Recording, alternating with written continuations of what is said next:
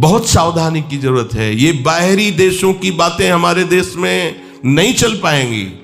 आज हमारा मन इससे, कल हमारा उससे मन। हमारे देश में इसका निषेध किया जाता है। हमारे धर्म ग्रंथ, हमारे धर्म गुरुओं ने इसका निषेध किया है। ये भारत है, भारत वो धर्म भूमि जिसे हर विश्व का एक एक देश प्रणाम करता है। इस देश की एक महात्मा गया तो आश्चर्यचकित उपदेश सबको आसक्त कर लिया, श्री स्वामी विवेकानंद जी। एक महात्मा गया तो विषयी पुरुषों के हाथ में भी माला पहला दिया और कृष्ण कृष्ण पुकारने के लिए विवश कर दिया उसे। ये भारत है, जिधर भी गए तो जयकारा लगवा दिया अपने धर्म का।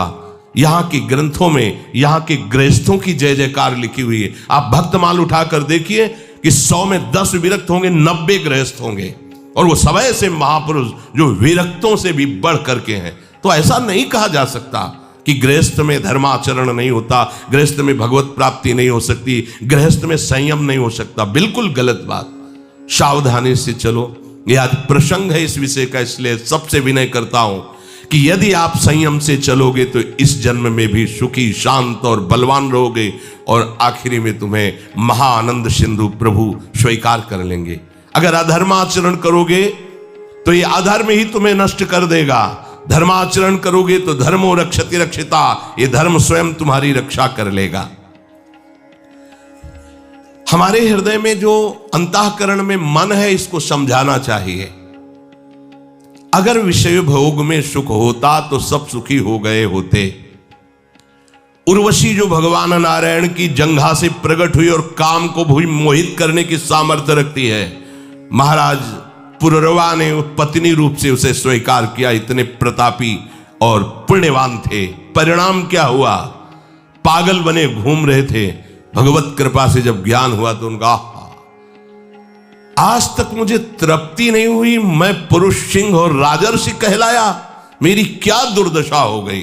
वर्णन एकादश स्कंद में आप पढ़ के देख लीजिए। महाराज ययाति भगवान शुक्राचार्य की पुत्री देवयानी से ब्याह हुआ, पर शर्मिष्ठा में भी आसक्त हुए और अपने पुत्र की 1000 वर्ष जवानी का भोग किया। फिर घृणित भाव से विषयों का त्याग किया कि क्या अपने पुत्र की आयु तक का भोग कर डाला, मिला कुछ नहीं। किसको मिल सकता है ही नहीं, केवल भ्रम। चलो, जो भ्रम में फंसे हैं भगवान उनकी रक्षा करें, पर आप लोग तो भगवत कृपा पात्र और भगवत मार्ग के पथिक हैं, तो संयम पर आप आइए। आप अपने मन को ब्रह्मचारी बनाइए। प्रियालाल के सिवा मन का और विषयों में जाना, ये मन का व्यभिचार है। प्रियालाल सुख समुद्र है, इसके सिवा और कुछ सोचना कि इसमें सुख है, बुद्धि का व्यभिचार है। अगर बुद्धि ये निश्चय की हुई कि श्यामा श्याम के नाम रूप लीला धाम के सिवा कहीं सुख नहीं, ये बुद्धि का ब्रह्मचर्य है। निरंतर अपने आराध्य देव के चिंतन में डूबा, ये चित्त का ब्रह्मचर्य है। और चित्त विषयों का चिंतन कर रहा है, शब्द स्पर्श रूप रस गंध का, ये चित्त का व्यभिचार है। और मैं पुरुष हूं, मैं भोगता हूं, ये अहंकार का व्यभिचार है। और मैं प्रियालाल का दास हूं, ये अहंकार का ब्रह्मचर्य है। अंतःकरण ब्रह्मचारी, इंद्रिय ब्रह्मचारी, फिर आपको कोई परास्त ही नहीं कर सकता। आपका स्वभाव हो जाएगा ब्रह्मचारी व्रत स्थिता। ब्रह्मचर्य रक्षा के लिए पहला तो ये निश्चय करना होगा कि आपकी वीर में महत्व बुद्धि हो जाए। जिसे आप व्यर्थ समझ रहे हैं वो बहुत बड़ी जीवनी शक्ति है। चाहे जितना आप उसको निकालते रहिए, आपको सुख कभी नहीं मिलेगा, दुख बढ़ता चला जाएगा।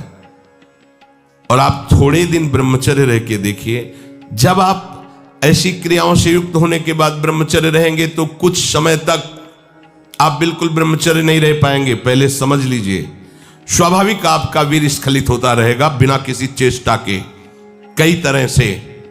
अब आपको घबराना नहीं, पर कोई क्रिया नहीं करनी है और संयम से रहना है। ये जितनी बातें पीछे कही गई कि ये नहीं देखना, ये नहीं सुनना, कुछ दिन बाद आप देखोगे कि आपका ब्रह्मचर्य रुकने लगा है, लंबा अंतराय करने लगा है। ऐसे भी उपासक है जिनको 10-10 वर्ष हो जाते हैं, स्वप्न दोष नहीं होता। 10-10 वर्ष स्वप्न दोष ही नहीं होता। कभी ऐसी कोई विषम परिस्थिति, औषधि आदि का प्रभाव, कुप्रभाव, वो बात अलग की है। क्यों? जब तक आप उसे रास्ता नहीं देंगे तब तक वो निकलेगा नहीं। स्वाभाविक नहीं निकलने वाली ये वस्तु है। स्वाभाविक तो कभी ऐसे ही, अगर आपने शुरुआत से कभी भी ऐसी कुछ चेष्टा नहीं की है तो ये अपने आप में समर्थ, जो आसनों पे बैठने के लिए कहा जाता है, इससे सुषुम्ना नाड़ी खुलती है और ब्रह्मचर्य ऊर्ध्वगामी होने लगता है। ऊर्ध्वगामी ब्रह्मचारी साक्षात भगवत स्वरूप हो जाता है, उसे ज्यादा प्रयास करना नहीं पड़ता है। वो चाहिए कि सजना धजना छोड़ दे, शरीर का श्रृंगार करना छोड़ दे। भगवत कृपा से अपना तो सहज श्रृंगार रजरानी जी हैं। ये जो ब्रह्मचर्य की पुष्टता के लिए आवश्यक है उसको समझिए। शरीर में सजाना वो बंद करे, चाहे गृहस्थ हो चाहे विरक्त। वास्तविक जो सौभाग्य चिन्ह है वो श्रृंगार के लिए नहीं करती, वो तो वास्तविक सौभाग्य चिन्ह है। आप कहीं भी आ जा रहे हैं, अपने सौभाग्य चिन्हों को धारण करें, पर अपना श्रृंगार करें। गृहस्थ है तो केवल पति के निमित्त से, प्रदर्शन की वृत्ति नहीं होनी चाहिए। क्यों? किसको दिखाना है? हमें कोई देखकर आकर्षित हो ही ना, केवल मेरा पति आकर्षित हो हमारा। क्योंकि उपासना का मार्ग गृहस्थ धर्म में ऐसे चलता है, चाहे वो स्त्री हो या पुरुष हो। किसी को लुभायमान करने की कोई भी चेष्टा ना करे, नहीं वो लुभायमान होगा कि नहीं, तुम भ्रष्ट हो जाओगे, तुम नष्ट हो जाओगे। ये जो कपड़ा है ये हमारे ब्रह्मचर्य के लिए बहुत सहायक है। ऐसे कपड़े नहीं पहनने चाहिए जिनके दर्शन से कामुकता पैदा। यहां फटे कपड़े, बोले आज की नई फैशन चली है, चाहे जितना बढ़िया वो पैजामा हो, उसे पैंट जीन्स जो भी कहते, उसको काट के पहनना पड़ता, फाड़ के 2-4 जगह। वाह क्या बढ़िया बात है।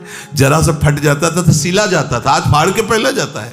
इसको बड़े आदमी कहते हैं। जितना जो फटा पहने हो, हाँ देखो कैसी बुद्धि विपरीत होती चली जा रही। उसे वीआईपी कहते हैं, जो जितना कम कपड़ा जो करे करे, भगवान उनकी रक्षा करे। आपको उपासक हो, आपको ऐसे कोई भी अंग प्रत्यंग में वस्त्र धारण नहीं करने जिनके दूसरों को देखने से मन मलिन हो और अपने अंदर शरीर राग बढ़े, ऐसा नहीं करना।